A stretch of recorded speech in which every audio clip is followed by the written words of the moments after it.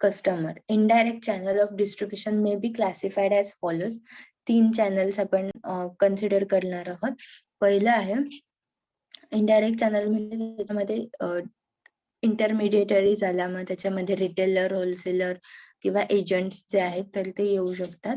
पहिला जे मीडियम आहे manufacturer to retailer, retailer to consumer. In this channel, the manufacturer sells goods to consumer through retailers. This channel of distribution thus has one middleman, that is the retailer. Consumer durables such as TVs, refrigerators, scooters, washing machines, cars, and industrial machinery and equipment are generally sold through this channel. When large-scale retailers are available, such as departmental stores and super bazaar, the manufacturer find it convenient to use the channel of distribution. Manufacturer कडून retailers कडे येतं आणि retailers कडून consumer कडे sale केले जातात products. आता ह्याच्यामध्ये एकच मिडलमॅन असतो, तो आहे रिटेलर. आता त्याच्यामध्ये पण इलेक्ट्रॉनिक गुड्स जे आहेत, मग वॉशिंग मशीन, रेफ्रिजरेटर्स, टीव्ही असेल किंवा कार असतील, तर हे मॅन्युफॅक्चरर कडून त्या रिटेलर कडे येतं आणि रिटेलर कडून डायरेक्ट कंझ्युमर कडे केलं जातं, डिस्ट्रीब्यूट केलं जातं. आणि ही खूप कन्व्हिनियंट प्रोसेस आहे, कारण त्याच्यामध्ये अजून एक जर चॅनल वाढलं तर त्याच्यात रिटेल प्राइस जी आहे, मॅक्झिमम रिटेल प्राइस, तर ती इन्क्रीज होऊ शकते किंवा यांचा प्रॉफिट शेअर जो आहे तर तो कमी होऊ शकतो. दुसरी जी मेथड आहे तर ती आहे manufacturer to wholesaler, wholesaler to retailer आणि नंतर consumer. The channel consists of 2 types of middlemen called wholesaler and retailer. ठीक आहे, याच्यात होलसेलर आणि रिटेलर 2 मिडलमॅन आहेत. Consumer products of daily use such as soap, cosmetics, detergents, etc. are generally sold through this channel. For example, Hindustan Lever Limited sells its products through wholesalers and retailers. Small-scale producers also find a channel convenient for the distribution of product, enjoying widely scattered demand. आता Hindustan liver limited किंवा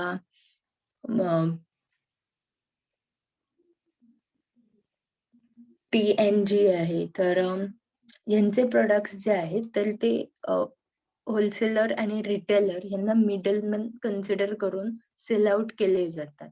ठीक आहे, मग याच्यामध्ये छोट्या छोट्या गोष्टी असतात की डिटर्जंट्स असतील, सोप असेल, कॉस्मेटिक असतील, तर ह्या नेहमीच्या ज्या गोष्टी आहेत तर ह्या मीडियम मध्ये येतात. त्याच्यानंतर थर्ड जो आहे तर ती सगळ्यात लॉंगेस्ट चेन आहे.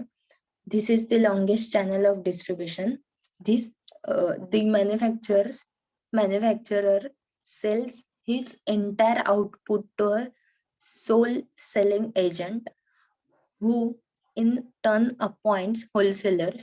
Wholesaler sells to retailers, who in turn sell to ultimate consumers. This channel is popular in distribution of cloth, food grains, sugar, edible oils, paper etcetera.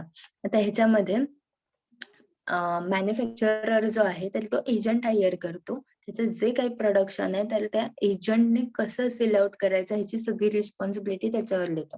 Agent काय करतो, होलसेलर सिलेक्ट करतो, त्यांना तो material provide करतो, wholesalers रिटेलरकडे sell out करतात, retailers consumer पर्यंत पोहोचवतात.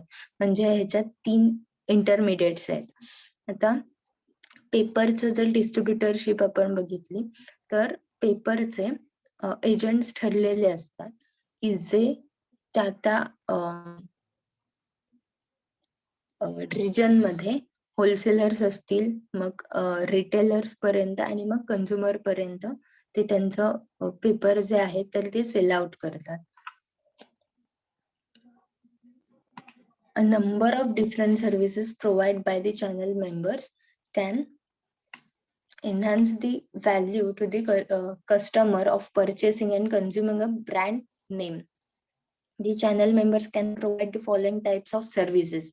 The following type of services मध्ये 8 टाइप्स बघणार आहोत. पहिला आहे marketing research, which is concern with gathering of information necessary for planning and facilitating interactions with the customer. Market research मध्ये कस्टमरशी इंटरॅक्ट केलं जातं की त्यांना कुठल्या टाईपचे प्रोडक्ट्स पाहिजेत किंवा त्याच्यामध्ये काही व्हॅरिएशन हवं आहे का. त्याच्यानंतर आहे communication, developing and executing communication about the product and services. Product आणि सर्व्हिसेस बद्दल कम्युनिकेट केलं जातं, इन्फॉर्मेशन दिली जाते किंवा त्यांच्याबद्दल डाऊट्स असतील तर ते क्लिअर केले जातात कन्झ्युमर सोबत कम्युनिकेट करून. नेक्स्ट आहे contact. The channel members can seek out and interact with the prospective customers. Contact develop केले जातात कस्टमरशी, प्रॉस्पेक्टिव्ह कस्टमरशी, की जेणेकरून ते कन्व्हिन्स होतील आणि तुमचं प्रोडक्ट जे आहे तर ते परचेस करतील. त्याच्यानंतर आहे matching. This fitting customisation of the product to suit the requirements of the customers. आता मॅचिंग मध्ये आपण काही प्रोडक्ट्स जे आहेत तर त्याला क्रायटेरियाज असतात. आता आपण ऍपल सारखं ब्रँड जर कन्सिडर केला तर तो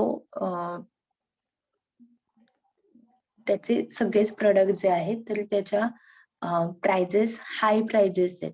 म्हणजे ते जे अफोर्ड करू शकणार आहेत असाच क्लास किंवा असंच इन्कम असलेले लोक परचेस करू शकणार आहेत. तिथे मॅचिंग जे आहे तर ते इम्पॉर्टंट आहे. किंवा मर्सरीज असतील, BMW आहे, लंबोर्गिनी आहे, तर यासारखे व्हेइकल्स जे आहेत तर तो परचेस करण्यासाठी एक इन्कम लेवल जे आहे किंवा कस्टमर जे आहेत तर ते टार्गेट करायला लागणार आहेत. एक्झिक्युटिव्हना टार्गेट करून त्यांच्याकडे मार्केटिंग करून उपयोग आहे का या कस्टमर बद्दल, तर नाही. त्यासाठी त्यांचं इन्कम जे आहे तर ते कन्सिडर केलं पाहिजे, म्हणजे मॅचिंग. त्याच्यानंतर आहे negotiations. It involves the final agreement with regards the price and other terms of trade. Final agreement negotiation मध्ये कन्झ्युमर्स जेव्हा स्टोअर मध्ये जातात तेव्हा निगोशिएट करत असतात. मग त्याच्यामध्ये विन विन सिच्युएशन झाली पाहिजे. त्याच्यानंतर physical distribution involves transportation and storing of goods. त्याच्यामध्ये ट्रान्सपोर्टेशन आलं, त्याच्यानंतर गोडाऊन्स आहेत, ती जर व्यवस्थित अवेलेबल असेल, ट्रान्सपोर्टेशन फॅसिलिटी अवेलेबल असेल तर तिथपर्यंत प्रोडक्ट्स सेल आउट करणं इझी टास्क होऊन जातो. त्याच्यानंतर आहे financing and risk taking. It involves the position of funds to facilitate transaction and assuming risk associated with the getting the products and or services from the firms to the customer. ह्याच्यामध्ये financial risk आहे की form मधून जेव्हा product distribution साठी बाहेर येत असतात तर एकतर डॅमेज होण्याचे चान्सेस जास्त असतात किंवा मार्केटमधली डिमांड फ्लक्च्युएट होऊ शकते, कस्टमरच्या नीड्स एक्सपेक्टेशन चेंज होऊ शकतात किंवा गोडाऊन मध्ये स्टोअर करणं, त्याची सिक्युरिटी असेल किंवा त्याला जर स्पेसिफिक टेम्परेचर प्रोव्हाइड करायचं असेल मायनस किंवा प्लस मध्ये सुद्धा, तर ते मेंटेन करणं. तर ह्याच्यामध्ये खूप फायनान्शियल इन्व्हेस्टमेंट आहेत आणि हाय रिस्क आहे. त्याच्यानंतर आहे other services. Developing and executing ongoing relationship with customer including the maintenance and repairs. की आफ्टर सेल्स सर्व्हिसेस नंतर कस्टमरशी जे रिलेशनशिप डेव्हलप होतं की मेंटेनन्स साठी असेल किंवा रिपेअर्स साठी, तर हे एक पॉझिटिव्ह फॅक्टर होतो की जेणेकरून तुम्ही जे प्रोडक्ट रेकमेंड करता तर ते प्रोडक्ट कस्टमर इझिली परचेस करायला तयार होऊ शकतो. त्याचे ऍडव्हान्टेजेस आहेत indirect चॅनलचे. Indirect channels relieve the manufacturer from the problems of distribution and he can concentrate fully on production. The expert services of middlemen become available. की मॅन्युफॅक्चरर जे आहे तर तो पूर्ण प्रोडक्शन प्रोसेसवर कॉन्सन्ट्रेट करू शकतो, त्याला डिस्ट्रीब्युशनचं जास्त बघावं लागत नाही. आणि मिडलमन जे आहेत तर ते एक्सपर्ट सर्व्हिस प्रोव्हाइड करू शकतात. लिमिटेशन्स बघायला गेलं तर indirect distribution creates distance between the producer and consumers. The producer loses control over distribution. Distribution of goods may be slow due to intermediates between producers and consumers. पहिलं आहे producer आणि consumer मध्ये gap, एक distance तयार होतो कारण ह्यांचा एकमेकांशी डिरेक्टली कॉन्टॅक्ट येत नाही. त्याच्यानंतर प्रोड्युसर डिस्ट्रीब्युशन वरचा कंट्रोल आहे तर तो काही राहू शकत नाही कारण इंटरमिडिएट्सला सगळे राईट्स दिलेले असतात. त्याच्यानंतर डिस्ट्रीब्युशन प्रोसेस जी आहे तर ती स्लो होते कारण 2-2, 3-3 इंटरमिडिएट्स त्याच्यामध्ये यूज केले असतील तर त्यांच्या पासून प्रोडक्ट एंड युजर पर्यंत कस्टमर पर्यंत पोहोचेपर्यंत मध्ये टाइम स्पॅन निघून जातो.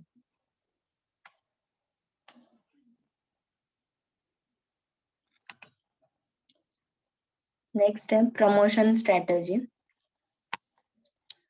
Product promotion is one of necessary of for getting the brand in front of public and attracting new customers. There are numerous ways to promote a product or service. Some companies use more than one method, while others may use different methods for different marketing purposes.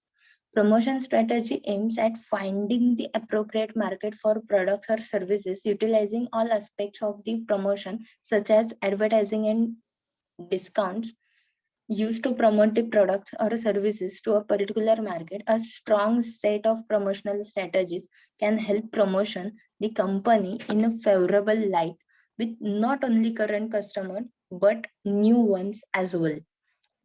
Promotion strategies ज्या आहेत तर for attracting new customers साठी आपण marketing असेल, advertising असेल तर त्या करत असतो. तर काही कंपनी आहेत तर ते नंबर ऑफ वेज यूज करतात किंवा काही कंपनी ज्या आहेत तर त्या स्पेसिफिक मेथडवर फॉर्म राहतात आणि एकाच मेथडने प्रमोशन करत असतात.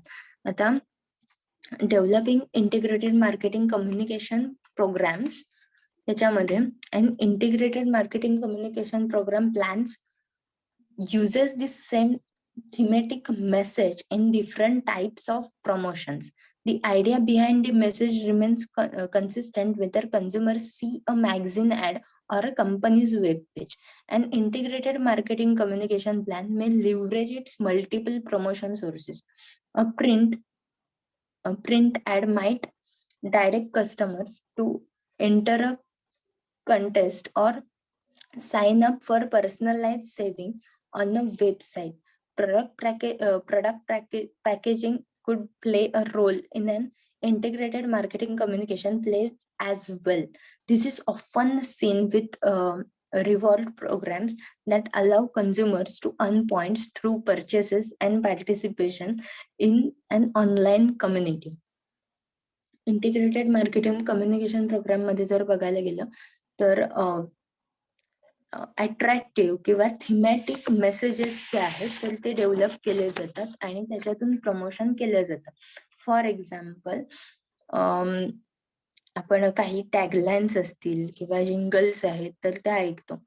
मॅकडोनल्डची आय एम लव्हिंग इट, ठीक आहे, किंवा किटकॅटची गिव्ह मी अ ब्रेक असेल किंवा अमूल दी टेस्ट ऑफ इंडिया.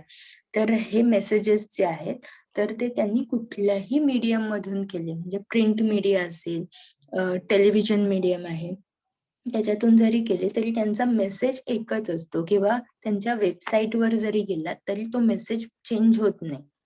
ठीक आहे, तर हे आहे IMC प्रोग्राम. त्याच्यामध्ये आपण स्टेप्स बघणार आहोत. पहिली आहे आयडेंटिफाय डिफरंट मार्केटिंग कम्युनिकेशन. त्याच्यामध्ये content marketing. Content can be made available online through blogging, premium content, marketing automation, and dynamic website content to help the potential buyers connect and learn more about the firm even before they start the sales process. त्या content marketing मध्ये की blogs असतील, कंपनीचे blogs असतात किंवा premium content जर असेल तर ते पेपरमध्ये किंवा मॅगझिन मध्ये प्रिंट करतात किंवा मार्केटिंग ऑटोमेशन मध्ये कंपनीमध्ये जर काही त्यांनी प्रमोशन केलं असेल किंवा काही न्यूज असेल तर त्याच्या पेपरमध्ये न्यूज दिली जाते किंवा वेबसाईट असेल तर हे कंटेंट मार्केटिंग आहे. त्याच्यानंतर आहे advertising. Advertising gets the message and brand in front of people who most likely will buy the products and services. Advertising केल्या जातात की ज्यांना ते प्रोडक्ट किंवा सर्व्हिसेस ज्या आहेत तर त्या परचेस करायच्या असतात किंवा त्यांच्यापर्यंत माहिती पोचवायची असते. त्याच्यानंतर आहे sales promotion. Incentives, if used correctly, can definitely help to accelerate the sales process. Bonus offers, special discount, trial offers, हे काय आहेत सेल्स प्रमोशनल इव्हेंट आहेत की आपण जर डॉमिनोज जरी कन्सिडर केलं तरी ते सेल्स प्रमोशन त्यांचं एव्हरी वेनसडेला त्यांच्या पिझ्झावर डिस्काउंट ऑफर असतात. ठीक आहे. तर हे काय आहे प्रमोशनल सेल्स प्रमोशनल इव्हेंट आहेत. तर किंवा एका स्पेसिफिक ड्युरेशन मध्ये एखाद्या ब्रँडवर डिस्काउंट ऑफर असतात. म्हणजे दिवाळीमध्ये पण असतील किंवा पीटर इंग्लंडचं जर कन्सिडर करायला गेलं किंवा कॉटन किंग सारखं म्हणजे क्लोथ्स मध्ये जर बघायला गेलं त्या ब्रँडमध्ये तर buy one get one free किंवा buy two get one free ह्या सारख्या ऑफर्स ज्या आहेत तर ह्या सेल्स प्रमोशन ऑफर आहेत. किंवा डिस्काउंट जर असतील 40% ऑफ 30% ऑफ. ठीक आहे. त्याच्यानंतर आहे सोशल मीडिया. सोशल मीडिया हा ओपन डोअर आहे.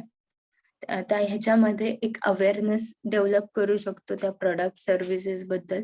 दुसरं आहे की त्याच्याबद्दलची इन्फॉर्मेशन स्पेसिफिकेशन किंवा त्याचं युटिलायझेशन कॅरेक्टरिस्टिक्स आहेत तर त्याच्याबद्दल व्हिडिओज तयार केले जातात. ते products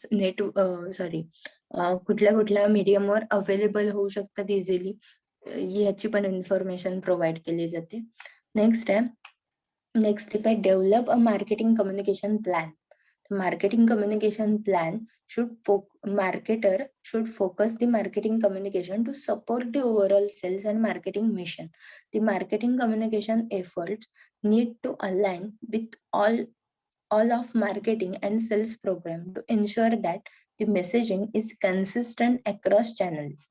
Marketers have to keep in mind that they are delivering the right content at the right place and at the right time. Message need to be focused on the buyer's persona or ideal customer segment to help the message resonate and pull them through the buying process. Marketing communication plan properly develop केला गेला पाहिजे कारण right customer पर्यंत right content right टायमिंगला पोहोचायला हवा हे खूप इम्पॉर्टंट आहे. कारण समजा मार्केटिंग यंगस्टर्स साठी आहे तर ओल्ड पर्सनना कन्व्हिन्स करून किंवा त्यांच्यापर्यंत प्रोडक्टची इन्फॉर्मेशन नेऊन उपयोगच नाहीये काही. ठीक आहे. तुमचा वेळ पैसा आणि मेहनत तिन्ही वाया जाणार आहे. म्हणजे तुम्हाला जे टार्गेटेड कस्टमर आहेत त्यांच्यापर्यंत प्रॉपर वेने आणि प्रॉपर टायमिंगला ते मेसेज गेले पाहिजेत. समजा जर दिवाळी ऑफरचे जर ऍडव्हर्टायझिंग करताय किंवा दिवाळी ऑफर बद्दल जर तुम्ही सांगताय तर ते दिवाळीच्या आधी सांगितलं पाहिजे आणि ते ज्यांच्यापर्यंत मेसेज पोहोचवायचा त्यांच्यापर्यंत मेसेज पोहोचला पाहिजे वेळेत. दिवाळी संपल्यानंतर दिवाळी ऑफरचे मेसेज जर पोहोचणार असतील तर उपयोग नाहीये. त्याच्यानंतर तिसरं आहे understand the customer decision making process. The customer products कसे परचेस करतात त्यांची डिसिजन मेकिंग प्रोसेस कशी आहे तर ती समजून घेतली पाहिजे. मग काही कस्टमर जे आहेत तर ते प्राइस सेन्सिटिव्ह असतात. म्हणजे प्राइस मध्ये खूप जास्त अनालाइज करतात की एखादं प्रोडक्ट 10 रुपयाला असतं तितक्याच ग्रॅमचं, म्हणजे 100 ग्रॅमचं जर समजा चहाचं पाकिट असेल, तर ते जर समजा 10 रुपयाला मिळणार असेल आणि दुसऱ्या कंपनीचं 12 रुपयाला मिळणार असेल, तर ते 10 रुपयावालं परचेस करणार. ठीक आहे. त्याच्यानंतर काही जण ऑफरवर बघणार आहेत, की 1 किलोचं जर एखादं पॅकेट परचेस केलं आणि त्याच्यासोबत 200 ग्रॅम्सचं दुसरं पॅकेट किंवा अजून एखादी वस्तू जी आहे तर ती फ्री मिळणार आहे. ठीक आहे. किंवा बल्कमध्ये परचेस केल्यानंतर, म्हणजे at a time 10 packets purchase केल्यानंतर तुम्हाला काहीतरी डिस्काउंट मिळणार आहे. ही कंझ्युमरची डिसिजन मेकिंग स्टाईल खूप वेगळी असते. तर ती अॅनलाइज केली जाते, किंवा काही प्रोडक्ट्स हाय प्राइस आहे म्हणजे ब्रँडेड आहेत किंवा त्याला जास्त क्वालिटी आहे. अशा पद्धतीने पण परचेस केले जातात. तर आपण टाइप्स बघितले त्याच्यामध्ये आधीच्या पॉइंट्समध्ये. याच्यामध्ये पर्टिक्युलर सिच्युएशन कन्सिडर करायला गेलं डिसिजन मेकिंगच्या, तर they recognise problem, they search for information, they identify products and services that can solve the problem, they choose which alternative they will buy, they access the after the sales experience. आता recognise the problem मध्ये एखादा product जर तुम्ही suggest करत असाल, तर त्याच्या मध्ये काय काय प्रॉब्लेम येऊ शकतात, तर ते रिकॉग्नाइज केले जातात. म्हणजे गॅरंटी असेल तर मग समजा 6 महिन्याची गॅरंटी असेल, मग त्या 6 महिन्याच्या गॅरंटी असलेल्या प्रॉडक्टमध्ये किती अमाउंट पर्यंत इन्व्हेस्ट केले जाऊ शकतात. त्याच्यानंतर इन्फॉर्मेशन सर्च केली जाते. हल्ली आपण इंटरनेटवर कुठलंही प्रॉडक्ट परचेस करायच्या आधी सर्च करतो, त्याची इन्फॉर्मेशन घेतो. त्याच्यानंतर आहे की प्रॉडक्ट मध्ये किंवा त्या सर्व्हिसेस मध्ये जर प्रॉब्लेम आला असेल, तर ते कसे सॉल्व्ह केले गेले पाहिजेत, कंप्लेंट प्रोसेस काय आहे, किंवा दुसरं आहे की अल्टरनेटिव्ह आहेत. तर number of product, number of options available असतात. मग त्याच्यातला बेस्ट ऑप्शन जो आहे तर तो सिलेक्ट केला जातो. मग त्याच्यासाठी आपण कस्टमर रिव्ह्यूज बघतो. त्यांचा आफ्टर सेल्स एक्सपिरियन्स असेल तर तो सुद्धा बघतो, की त्यांचा प्रॉडक्टचा मेंटेनन्स असेल किंवा रिपेअरिंग असेल, तर ते इझिली अवेलेबल असलं पाहिजे. ही थर्ड स्टेप झाली. फोर्थ आहे implement your marketing communication plan. Marketers must create a customer-focused marketing communication mix that educates and bonds with the customers and prospects in a way that favorably differentiate their company as one that can best satisfy the needs. They must choose the communication method that most effectively reach your audience and present an integrated, seamless and consistent message.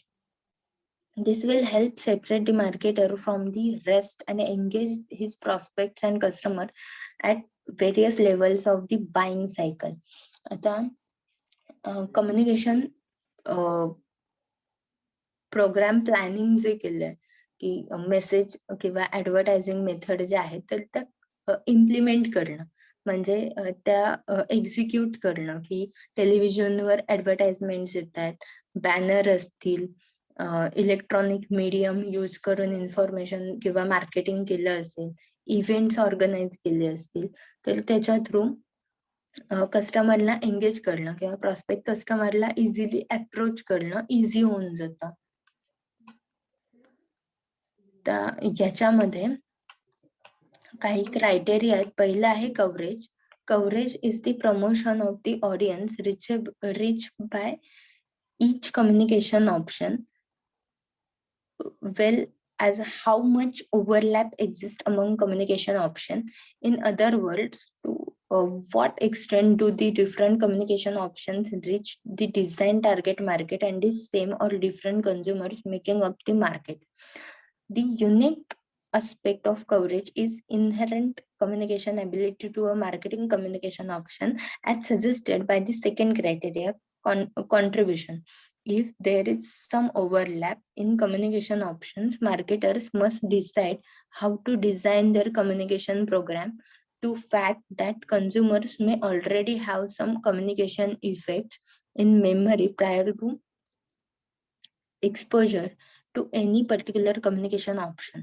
आता communication option communication medium मधून जी information दिली जाते तर ती overlap होऊ शकते.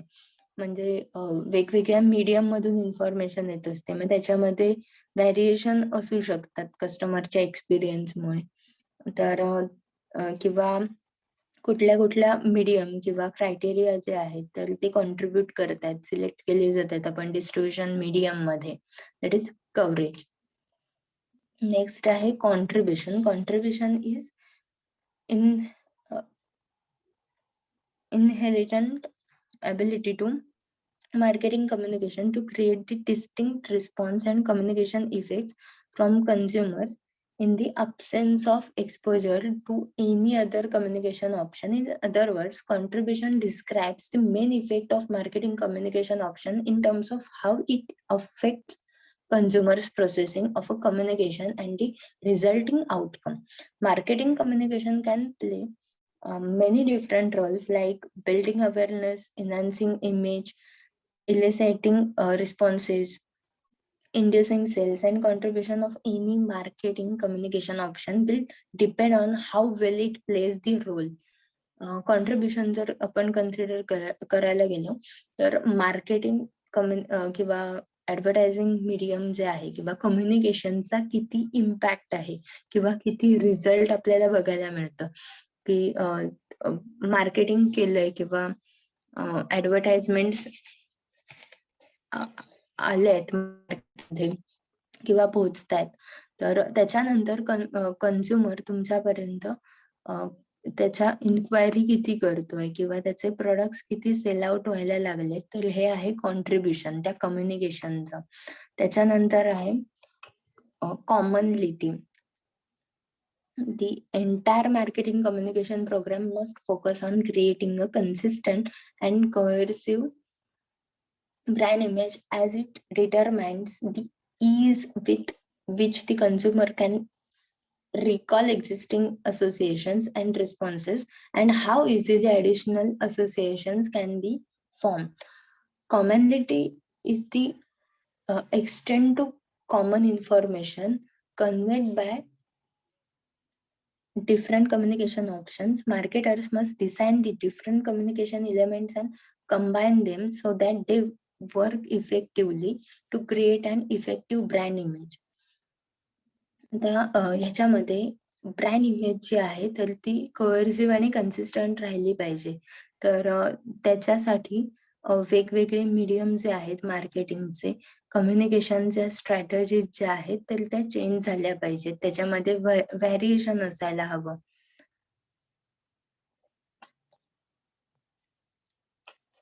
Complementary. These describe the extent to which different associations and linkage are emphasized across communication option. The ideal marketing communication program should ensure the communication option are chosen mutually compensatory and they create the desired consumer knowledge structure. Complimentary मध्ये free samples असतात तर किंवा trial बेसिसवर आपण products जे provide करतो तर ते कॉम्प्लिमेंटरी प्रोडक्ट्स असतात. म्हणजे काही नवीन प्रोडक्ट मार्केटमध्ये आल्यानंतर त्यांच्याच एखाद्या प्रोडक्ट सोबत ते फ्री सॅचेट डिस्ट्रीब्यूट केले जातात किंवा पेपरला सुद्धा त्याचे सॅचेट जे आहेत तर ते कॉम्प्लिमेंटरी दिले जातात. ठीक आहे. त्याच्यानंतर आहे कन्फर्मॅबिलिटी. It refers to the extent that the marketing communication option is robust and effective for different group of consumers. The conformability must be obtained in terms of communication channel use as well as customer to whom it is meant. Communication marketing communication जे केलं जात आहे तर ते आणि product चे features किंवा त्याचं युटिलायझेशन असेल तर ह्याच्यामध्ये डिफरन्स असता कामा नये. म्हणजे जर आपण कन्सिडर करतो की डॉमिनोजची डिलिव्हरी सिस्टीम त्यांनी 30 मिनिट्स डिलिव्हरी असं जे मध्यंतरी केलं होतं. तर 30 मिनिट्स मध्ये खरंच डिलिव्हरी आली नाही तर ते पिझ्झा फ्री देत होते. म्हणजे ही कन्फर्मॅबिलिटी आहे. त्याच्यानंतर आहे 6 cost. This is the most important parameter to जज the effectiveness of the communication programme. आता किती कॉस्ट इन्व्हेस्ट केल्यानंतर किती रिटर्न्स किंवा किती सेल होतंय, तर हे इझी पॅरामीटर आणि खूप इम्पॉर्टंट पॅरामीटर आहे IMC इफेक्टिव्हनेस कॅल्क्युलेट करण्यासाठी. नेक्स्ट पॉइंट जो आहे तो आहे leveraging secondary brand association to build brand equity. Companies, countries, channel of distribution, cobranding, characters, events. The leveraging of secondary brand associations of related brand association is one of the ways of building brand equity. Brand may be linked with other entities which have their own knowledge structure in the mind of consumers. Due to such linkages, customer assumes that some of associations or responses that are peculiar to one brand may also be related in some way to the other. Effectively, a brand borrows some brand knowledge from other brands, and depending upon the nature of associations, it relates to the other brands. Thus, the indirect approach to building brand equity is through leveraging the secondary brand associations. आता secondary brand असोसिएशनचं जर बघायला झालं तर किंवा लिव्हरेजिंग consider करायचं झालं तर कस्टमरच्या माइंडमध्ये त्या ब्रँड बद्दल काहीतरी पॉझिटिव्ह इमेजेस असतात, गुडविल क्रिएट झालेलं असतं. तर त्याच्यामुळे त्यांचं जे असोसिएशन आहे, जर एखादी ब्रँडेड कंपनी एखाद्या कंपनीशी टाईप करत असेल, असोसिएट करत असेल, तर त्याच्याकडे बघण्याचा आउटकम जो आहे, व्ह्यू जो आहे, तर तो पॉझिटिव्ह असतो. The brand association that are related to the source factors. पहिलं आहे company. Branding strategies are an important determinant of the strength of association from the brand to the company and any other existing brand. The three main branding options that exist for new product are as follow: create a new brand, modify the existing brand, combine the existing and the new brand. आता पहिलं आहे create new brand. Associate केल्यानंतर आता association मध्ये आपण consider करूया joint venture consider करूया hero आणि होंडाच. तर त्यांनी नवीन ब्रँड जो आहे तर तो तयार केला होता, म्हणजे इट क्रिएट्स न्यू ब्रँड. त्याच्यानंतर काही प्रोडक्ट्स जे आहेत तर ते काय करतात, मॉडिफाय दी एक्झिस्टिंग ब्रँड. फक्त टेक्नॉलॉजी यूज करतात आणि एक्झिस्टिंग ब्रँड मध्ये मॉडिफिकेशन करतात. आणि थर्ड पॉइंट जो आहे ती की कंबाईन केलं जातं टेक्नॉलॉजी. म्हणजे जसं हिरो होंडाने केलं होतं की एकाची मॅनेजमेंट टेक्निक यूज केली होती आणि एकाची मॅन्युफॅक्चरिंग टेक्निक यूज केली होती आणि नवीन ब्रँड क्रिएट केला होता. नेक्स्ट आहे country of origin. Beside the company that manufactures a product, that country or geographic location from which it originates may also be linked to the brand and generate secondary association. Many countries are popular for their expertise in various products or areas or create an image in a particular way. The world has become cultural bazaar where consumers and pick and choose brands originating in different countries based on their beliefs about the quality of certain from types of product from certain countries. आता countries origin जर consider करायला गेलो आपण, okay, तर geographic किंवा एखाद्या कंट्रीचं काहीतरी origin असतं, एक स्पेसिफिकेशन असतं. तर आता आपण वर्ल्ड वाईड जरी बघायला गेलो, तरी मँगोमध्ये पॉप्युलॅरिटी बघितलं तर तो रत्नागिरी आणि देवगड हापूस म्हणजे अल्फान्सो मँगो किंवा कॅशूज, ठीक आहे. तर हे खूप जास्त फेमस आहे. म्हणजे इकडचे जे प्रॉडक्ट्स बनवलेले असणार आहेत, तर ते क्वालिटी प्रॉडक्ट्स आहेत. त्याची टेस्ट जी आहे, तर ती खूप चांगली असणार आहे. हेच कन्सिडर केलं जातं. ठीक आहे. तेच इथे स्वीटचं पण त्यांनी एक एक्झाम्पल दिलंय. तर म्हणजे असं प्रत्येक कंट्रीचं किंवा प्रत्येक रिजनचं काहीतरी स्पेसिफिकेशन आहे. म्हणजे आपण वाईनमध्ये सुद्धा किंवा म्हणजे लिकरमध्ये पण कन्सिडर करतो, की वाईन जर पर्चेस करायची असेल तर ती इथलीच असायला हवी, एक्सेट्रा. ठीक आहे. हे झाले स्पेसिफिकेशन त्या कंट्रीचे किंवा त्या स्पेसिफिक रिजनचे, की त्याच्यामुळे तिथले प्रॉडक्ट्स सेल आउट केले जातात. त्याला तितका इम्पोर्टन्स येतो. त्याच्यानंतर आहे channel of distribution. Distribution is one of important element in the marketing mix. It plays a key role in marketing and sales management of a company. Distribution channels are required as the company by themselves cannot directly reach and sell the products to their millions of consumers. Distribution चॅनलचा पण important part आहे, कारण distribution channel जर develop झालं नसेल व्यवस्थित, तर त्या रिजनमध्ये त्या कन्झ्युमर पर्यंत ते प्रोडक्ट पोहोचणार नाहीत. जर ते व्यवस्थित डेव्हलप झालं असेल तर ते प्रोडक्ट्स इझिली पोहोचू शकतात. त्याच्यामुळे डिस्ट्रिब्युशन चॅनल सुद्धा इम्पॉर्टंट आहे. त्याच्यामध्ये delivery of satisfaction and standard of living.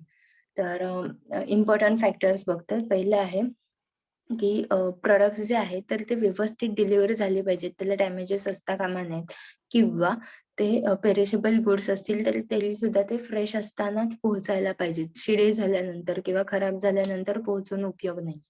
Standard of living जर बघितलं तर लोकांचं स्टँडर्ड ऑफ लिव्हिंग इम्प्रूव्ह होत आहे किंवा वेगवेगळ्या ठिकाणी स्टँडर्ड ऑफ लिव्हिंग वेगळं आहे. म्हणजे आपण रुरल सेगमेंट जर बघायला गेलं तर प्रोडक्ट्स जे आहेत तर ते लेस क्वांटिटीमध्ये परचेस केले जातात. मग तिथे त्या पद्धतीने ते अवेलेबल करून दिले पाहिजेत. त्याच्यानंतर आहे व्हॅल्यू ऍडिशन. व्हॅल्यू ऍडिशन मध्ये transportation, warehousing, inventory management etcetera हे फंक्शन्स प्रॉपरली झाले पाहिजेत. कारण त्याचा जसं मगाशी म्हटलं की त्याची गुड्सची डिलिव्हरी जी आहे तर ती राईट प्लेस, राईट क्वांटिटी आणि राईट टाइमला झाली पाहिजे. कस्टमरनी जेवढी ऑर्डर केली आहे तेवढे प्रोडक्ट्स त्याला त्या वेळेला मिळायला हवेत. आता एक्झाम्पल म्हणून कन्सिडर करूया. एखाद्या कस्टमरने समजा 10 युनिट्स मागितले असतील एखाद्या प्रॉडक्टचे, तर ते वेळेत त्याच्यापर्यंत पोहोचले पाहिजेतच. पण समजा मॅन्युफॅक्चररने 10 युनिट द्यायचेत म्हणून 10च युनिट पाठवले. त्याच्यातला एखादा डॅमेज झाला तर त्या एंड युजर पर्यंत ते तेवढे म्हणजे 10च्या 10 युनिट मिळणार आहेत का as per their his order? तर नाही मिळणार. म्हणून एक्स्ट्रा प्रॉडक्ट्स जे आहेत तर ते त्यांच्यासोबत पाठवून देतात, की एखाद दुसरं प्रॉडक्ट डॅमेज झालं तर कस्टमर पर्यंत व्यवस्थित 10च्या 10 as per their order products मिळायला पाहिजेत. त्याच्यानंतर आहे कम्युनिकेशन. की डिस्ट्रिब्युशन चॅनल आणि कस्टमर यांच्यामध्ये कम्युनिकेशन मेंटेन राहिलं पाहिजे. म्हणजे प्रोड्युसर आणि कस्टमर मध्ये, की ते कशा थ्रू डेव्हलप होणार आहे. मग त्याच्यामध्ये प्रमोशनल इव्हेंट्स असतील, मार्केटिंग असेल, मग त्याच्यामध्ये डायरेक्ट मार्केटिंग किंवा ऍडव्हर्टाइजमेंट आहे. तर हे कम्युनिकेशन मीडियम असू शकतं त्यांच्यामध्ये. त्याच्यानंतर आहे एम्प्लॉयमेंट अपॉर्च्युनिटीज जे आहेत तर त्याच्यामुळे सुद्धा कॉन्ट्रीब्युट करू शकतात. मग त्याच्यामध्ये ते डिस्ट्रीब्युटर, होलसेलर, रिटेलर, एजंट्स आहेत, ब्रोकर्स आहेत, की त्याच्यामुळे एम्प्लॉयमेंट जनरेट होते, की म्हणजे ह्या लोकांना कामं मिळतात आणि त्याचा प्रॉफिट शेअर मिळतो. त्याच्यानंतर आहे इफिशियन्सी. आपल्या इथे नंबर ऑफ पर्सन आहेत की जे इफिशियंट असतात, मार्केटिंग मध्ये असतील किंवा मॅन्युफॅक्चरिंग मध्ये असतील, तर ते ऍज अ सोर्स म्हणून यूज केले जाऊ शकतात. त्याच्यानंतर आहे फायनान्सिंग. फायनान्सिंग मध्ये इंटरमिडिएट्स जे आहेत तर ते गुड्स जे आहेत तर ते स्टॉक करून किंवा डिमांड करून प्रॉपरली मॅनेज करू शकतात, कारण त्यांची खूप जास्त इन्व्हेस्टमेंट त्या प्रोडक्ट मध्ये असून ते प्रोडक्ट वेअरहाऊस मध्ये पडून राहिले तर त्याचा पण उपयोग होत नाही. पण लिफो आणि फिफो बघतो, last in first out, first in first out. तर ही सुद्धा सिस्टीम इन्व्हेंटरी मॅनेजमेंटची ते डेव्हलप करतात. त्याच्यानुसार फायनान्शियल स्ट्रॅटेजीज त्यांच्या ठरलेल्या असतात. आता नेक्स्ट पॉइंट आपण बघतो, brand associations that are related to people, place and things. पहिलं आहे co branding. Through a brand extension strategy a new product can be linked to an existing corporate or a family brand that has its own set of associations.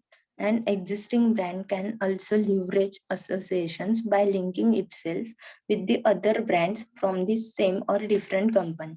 Co-branding, which is also called as brand bundling or a brand alliance, occurs when two or more existing brands are combined into a joint product or marketed together in the same manner.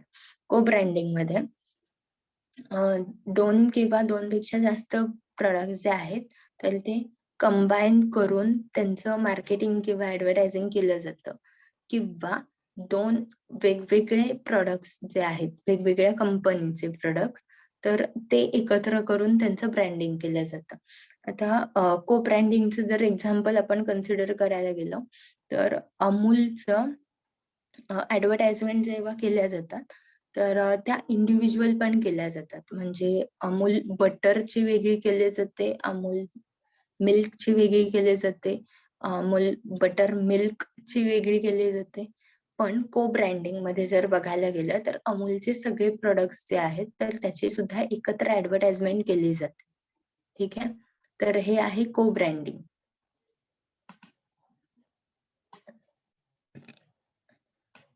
दुसरा आहे characters through licensing. Licensing creates contractual agreement whereby the firms can use the logos, characters, etc. of other brand in order to market their own brand for some fixed fee. It is a renting of other brand to contribute to the brand equity of its own product. It is a shortcut means of developing brand equity. Entertainment licensing has become a big business in recent years. Successful licensors include movie titles and logos like Harry Potter, Transformers, Spider-Man, comic strips characters, and various other cartoon characters. आता काही characters जे आहेत म्हणजे आपण असं consider करू शकतो की कॉपीराइटेड असतील किंवा पेटंट असलेल्या गोष्टी ज्या आहेत, मग लोगो असतील किंवा कार्टून कॅरेक्टर्स आहेत, तर ते यूज करून त्या ब्रँडच्या ऍडव्हर्टाइजमेंट मध्ये किंवा ब्रँडच्या पॅकेजिंग साठी यूज केले जातात. मग हॅरी पॉटरची कॅरेक्टर यूज करून काही प्रोडक्ट्सचं ऍडव्हर्टाइजमेंट केलं जातं, किंवा डिझनीचं मिकी माऊस यूज करून त्याचं ऍडव्हर्टायझिंग केलं जातं. मग कॉर्नफ्लेक्सच्या एका प्रोडक्टवर मिकी माऊस चॉकोज म्हणून प्रोडक्ट आहे कॉर्नफ्लेक्सचं, तर त्याचा ऍडव्हर्टाइजमेंट साठी ते कार्टून कॅरेक्टर यूज करतात मिकी माऊसचं. ठीक आहे, किंवा अमूल बटरची ऍड करताना पण मध्यंतरी टॉम अँड जेरीची कॅरेक्टर यूज केलं होतं अॅनिमेशन मध्ये. मग हे लायसन्सिंग असतं की त्यांना त्याच्यासाठी पे करावं लागतं त्या स्पेसिफिक ड्युरेशनसाठी. आणि थर्ड आहे event. They have their own set of associations that may become linked to sponsoring branding under certain conditions. Sponsored events can contribute to brand equity by becoming associated to the brand and improving brand awareness. Adding new associations, improving the strength and favorability and uniqueness of existing association. The main mean by which an event can transfer associations is credibility. A brand may seem more likable or trustworthy by virtue of it being linked to an event. आता event जर consider करायला गेले तर event sponsorship आपण बघतो की काही events जे आहेत तर ते स्पॉन्सर केले जातात त्या त्या कंपनीकडून की जेणेकरून त्यांची ब्रँड इक्विटी जी आहे किंवा असोसिएशन जे आहे तर ते इम्प्रूव्ह होतं, ब्रँड अवेअरनेस होतो. जसं एक एक्झाम्पल आहे की पेप्सिको नॅशनल फुटबॉल लीग जे आहे तर त्याचे इव्हेंट्स किंवा मॅचेस स्पॉन्सर करते किंवा आपल्याकडे क्रिकेटच्या मॅचेस सुद्धा पेप्सिको स्पॉन्सर करते बऱ्याचदा. किंवा टेलिव्हिजनवर आपण रियालिटी शो जेव्हा बघतो तर तेव्हा सुद्धा ते स्पॉन्सर्सची नावं घेतात. म्हणजे हे काय आहे किंवा को पार्टनर्स असतील तर त्यांची सुद्धा नावं घेतात. हे म्हणजे स्पॉन्सरशिप ऑफ इव्हेंट्स. ठीक आहे, आपले युनिट संपलं इथेच. आपल्याला